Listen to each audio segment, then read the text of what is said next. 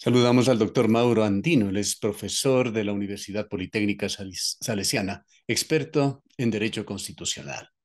Doctor Andino, en medio de una gran conflictividad social y política en el país, vamos camino a elecciones y a una, o a lo mejor a dos consultas populares.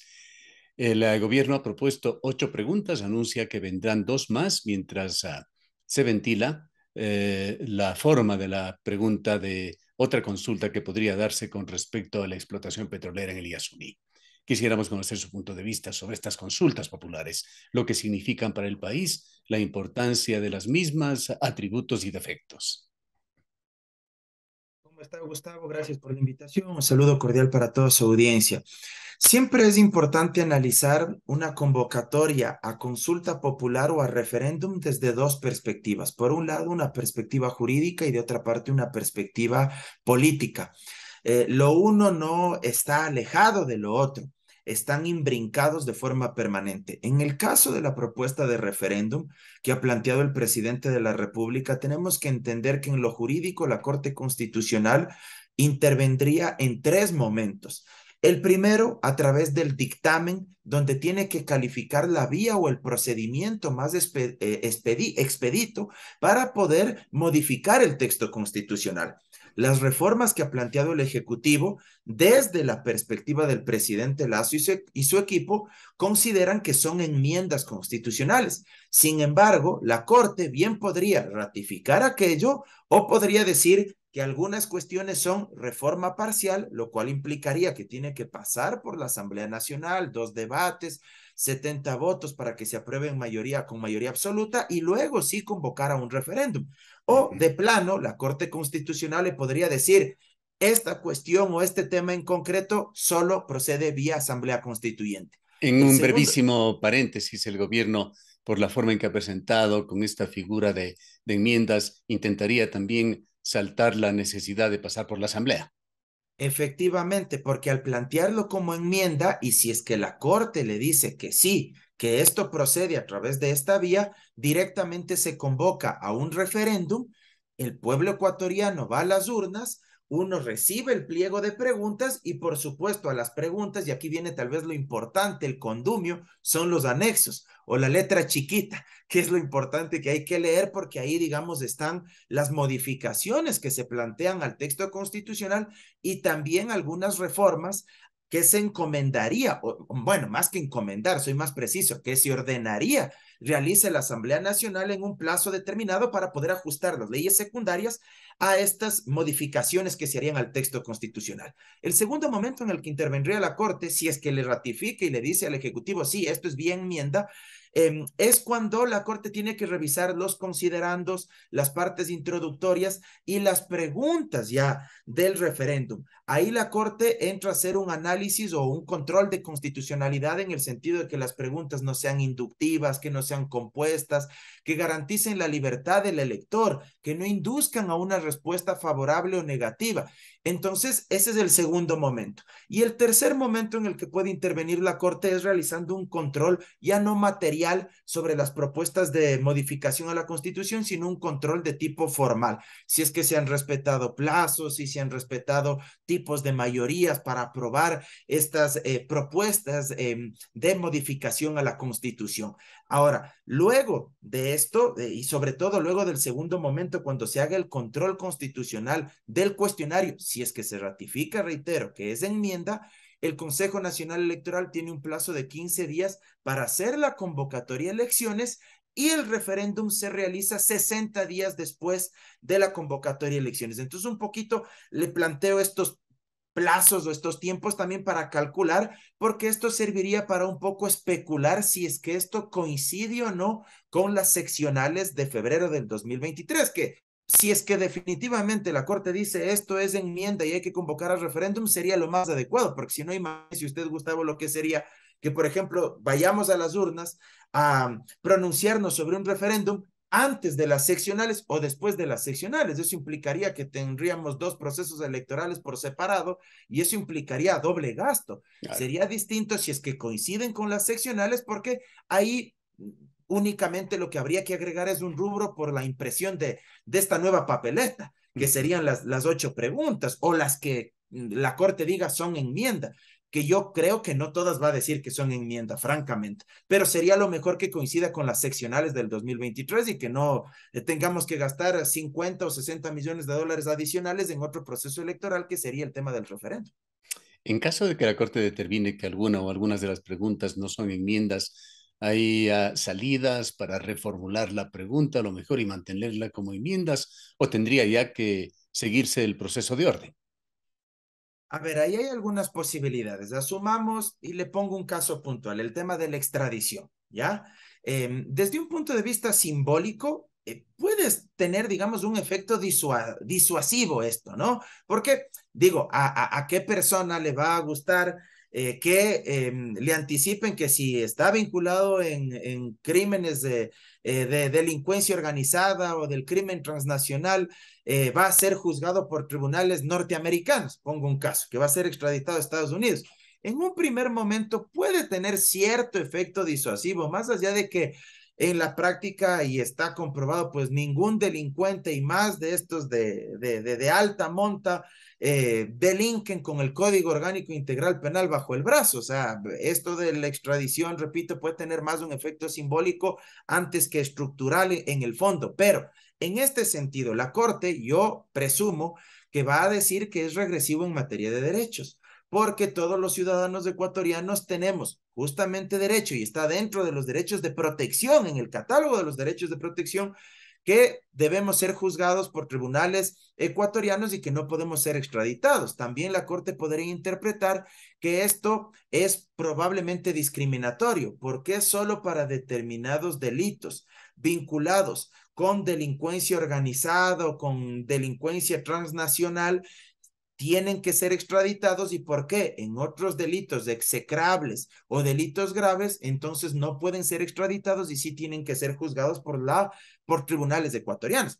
Podría argumentar esto la Corte. Entonces, si es que esto dice la Corte, probablemente señale en este caso puntual, esto solo procede vía asamblea constituyente, porque es restrictivo de derechos. En ese caso, el Ejecutivo, que es el proponente, lo que podría hacer es abstenerse, ya no incorporar esa pregunta y tampoco convocar a una constituyente solo por este tema, me explico. En otra cuestión, lo de la Fiscalía, que la Corte Constitucional ya ha dicho, hay precedentes, donde ya señaló que la autonomía de la Fiscalía solo procede a través de reforma parcial. ¿Y esto qué implica? Que necesariamente tiene que pasar por la Asamblea Nacional. Dos debates, mayoría absoluta y luego, si es que se aprueba en la Asamblea, convocar al referéndum.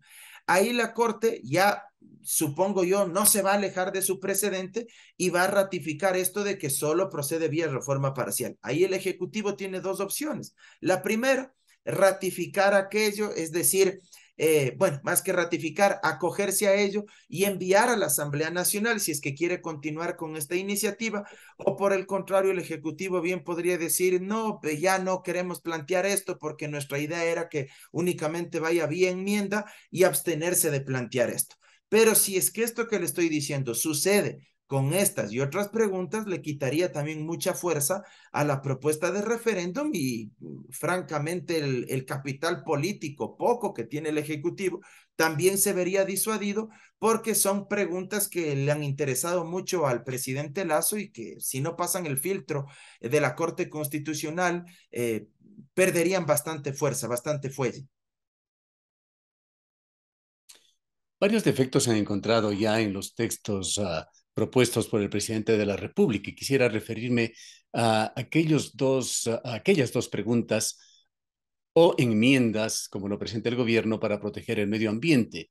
La una sería para una reforma al Sistema Nacional de Áreas Protegidas y la otra relacionada con las personas, comunidades o pueblos que puedan ser beneficiarios de compensaciones debido a la generación de servicios ambientales. Sobre la primera de estas dos preguntas, que sería la pregunta 7, hay diversas versiones ya que se dan sobre el tema en el sentido de que esta sería una pregunta innecesaria, pues justamente este Sistema Nacional de Áreas Protegidas prevé ya la situación que está planteando el presidente de la República. Y en la segunda también se ha dicho que es una pregunta gancho o una pregunta ancla para salir bien en estas preguntas del gobierno en cuanto a resultados. ¿Cuál es su opinión?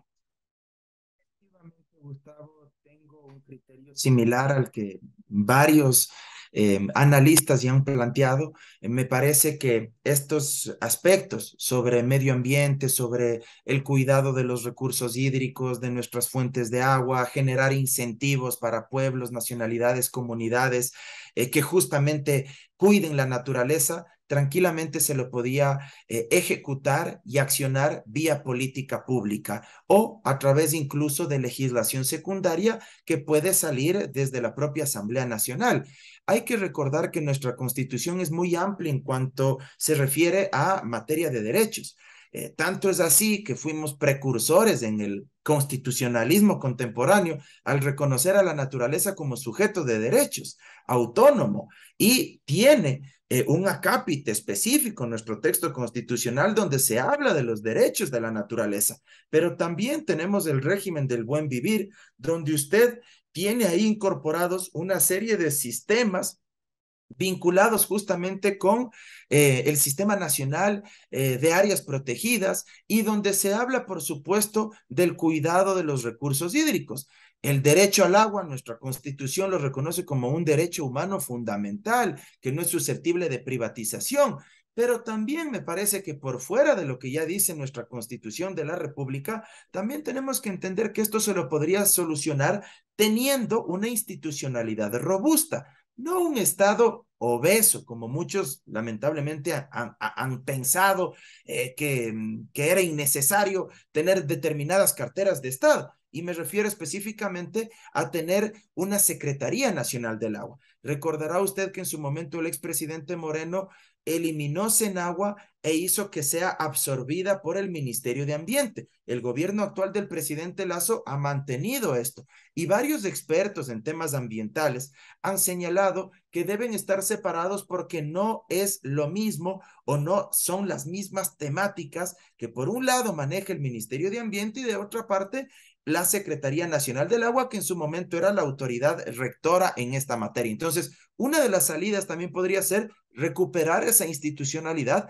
y tener la Secretaría Nacional del Agua. Y como le decía hace un momento, diseñar política pública. Nuestra propia Constitución señala que el ejercicio de los derechos se desarrollan a través de leyes orgánicas, políticas públicas y la jurisprudencia. Entonces, claro, creo que estas preguntas más bien son seductoras, enganchan porque las causas ecológicas han ganado mucho terreno en el mundo entero y lo que se buscaría es más bien darle fuerza política para que la gente pueda votar sí, no solo en estas preguntas, sino en las demás. Algo similar a lo que se plantea con la reducción del número de legisladores, que en el fondo, pues eso no soluciona la calidad de la representación política. Yo estos días he puesto un ejemplo muy sencillo y coloquial. Yo he dicho que pensar que reduciendo el número de legisladores vamos a tener un mejor parlamento es como creer que en una universidad o en un colegio usted tiene 100 alumnos descuidados, dejados, vagos, como se dice popularmente, y si se los reduce a 70 por arte de magia, al siguiente día los 70 van a ser mejores. No es así, pues, o sea, si es que no quieren estudiar y no quieren hacer bien las cosas, reduciendo el número, usted va a tener 100 malos o va a tener 20 malos igual, o sea, por el número no pasa la calidad del órgano colegiado, pero son preguntas que desde un punto de vista político pueden resultar atractivos para muchos ciudadanos y eso le podría dar fuerza al Ejecutivo en su propuesta de enmiendas. Y esto nos lleva a la otra posible consulta, la del Yasuní, solicitada por Yasunidos y por organizaciones ciudadanas. Fracasó hace 9 años con una alta injerencia para que esto suceda de parte del gobierno de turno de Rafael Correa. Ha vuelto a tomar vida por una decisión del Tribunal Contencioso Electoral. ¿Qué posibilidades ve usted de que efectivamente esta segunda consulta se realice y qué consecuencias, qué implicaciones trae? Muchas posibilidades. Aquí coincido también con, digamos, esta premisa que usted plantea, este antecedente. Cierto es que a los yasuníes se les afectó en sus derechos de participación política, hay que reconocerlo. Además, también tenemos que recordar que la Corte Constitucional anterior fijó en aquel entonces un dictamen o un precedente que desde mi punto de vista era absolutamente antidemocrático y que que vulneraba los derechos de participación política. ¿Y a qué me refiero? En aquel entonces la Corte Constitucional, cuando existían pedidos o iniciativas ciudadanas populares para plantear consultas populares, primero le exigían a la organización social o al ciudadano que recojan las firmas de respaldo y luego la Corte Constitucional emitir el dictamen y hacer el control de constitucionalidad sobre esas preguntas que esa organización social quería poner a consideración de la opinión pública. Y esto pues evidentemente era atentatorio a los derechos de participación, porque ¿qué podía suceder, Gustavo? Si es que usted recogía el 5% de firmas de respaldo a nivel nacional o el 10% de firmas de respaldo a nivel local, y ya le verificaban las firmas, usted se sacaba el aire recogiendo las mismas y luego iba a la Corte Constitucional y la Corte le decía, ¿sabe qué? Lo que usted quiere preguntar es inconstitucional, es violatorio de derechos, así que de ganas se ha matado recogiendo las firmas, así que lo siento, vaya nomás. Entonces era, digamos, como ponerse primero los zapatos y luego las medias, pues. Luego la Corte Constitucional actual cambió este precedente y con buen criterio dijo, no, pues primero el dictamen de la Corte Constitucional indicándole si es que es procedente lo que usted quiere consultar y luego usted consiga las firmas para garantizar la legitimidad democrática de su iniciativa popular. Hoy por hoy los Yasunidos han recibido un fallo favorable, una sentencia por parte del Tribunal Contencioso Electoral en este sentido. Entonces me parece que hay un camino mucho más expedito y me parece interesante porque finalmente en términos democráticos son temas que se los debe discutir, y si es que hay una organización, un tejido social que quiere impulsar determinadas propuestas y consultas, no solo en materia ecológica, sino en distintos ámbitos sociales, económicos de la vida pública, creo que hay que respetar aquello y la institucionalidad no debe bloquear este tipo de pedidos. Pregunta final, doctor Andino. ¿Las consultas populares realmente sirven? ¿Traen efectos prácticos? Estamos pensando justamente en consultas del pasado y en temas medioambientales. Esta consulta que no se pudo realizar, la otra que realizó Lenín Moreno también relacionada con Yasuní para reducir la área de explotación, que ha resultado absolutamente intrascendente, de acuerdo con los expertos, y la consulta de Cuenca, hasta el momento omitida y burlada por el gobierno nacional. Gustavo, es una muy buena pregunta. A ver, eh, yo creo que hay temas que sí son muy importantes que uno podría preguntarle a la ciudadanía y a la opinión pública, pero también hay otras cuestiones que por su complejidad y alta densidad técnica son muy difíciles de entender. Fíjese ahora, solo con la propuesta del presidente Lazo, la fundamentación tiene aproximadamente 470 páginas, con los anexos, con la letra chiquita que yo le decía hace un momento. Yo solo me pregunto, la gente, la opinión pública, ¿se leerán las 470 páginas? Entonces, creo que también hay que ser muy conscientes de que no todo se puede preguntar o hacer vía referéndum o vía consulta popular. En su momento, también en la época del expresidente Correa, se preguntó sobre los casinos, sobre las corridas de toros, las peleas de gallos. En la época del presidente Moreno se preguntó esta cuestión del Yasuní, de precautelar y que no se explote los recursos naturales como el petróleo en esa zona. Vea, generalmente las consultas populares y los referéndums han nacido de forma vertical. ¿A qué me refiero? De arriba hacia abajo. Lo ideal sería que nazcan en forma inversa, desde la base social hacia arriba, es decir, que sean iniciativas de la propia ciudadanía. Pero históricamente hemos visto que los proponentes han sido los presidentes de la República o el ejecutivo de turno, o cuanto mucho determinados gobiernos autónomos descentralizados en temas justamente de autonomía, como sucedió en el año 2000.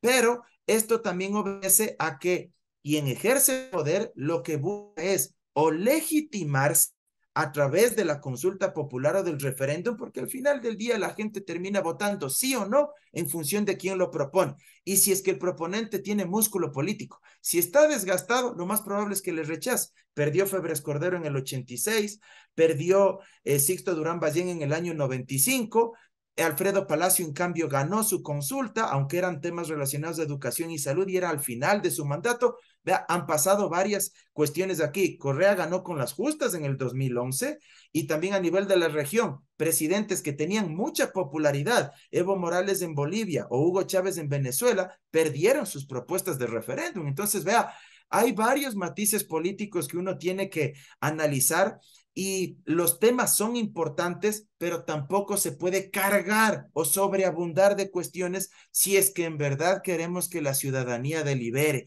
Yo creo que con 3 o 4 preguntas es más que suficiente. Ya cuando usted empieza a meter 8, 9, 10 preguntas, francamente es muy difícil poder deliberar y que la gente que tiene problemas cotidianos que le asfixian su vida, hambre, desempleo, delincuencia, inseguridad, ¿usted cree que se van a poner a deliberar 8, 9, 10 preguntas? Muy difícilmente lo van a hacer.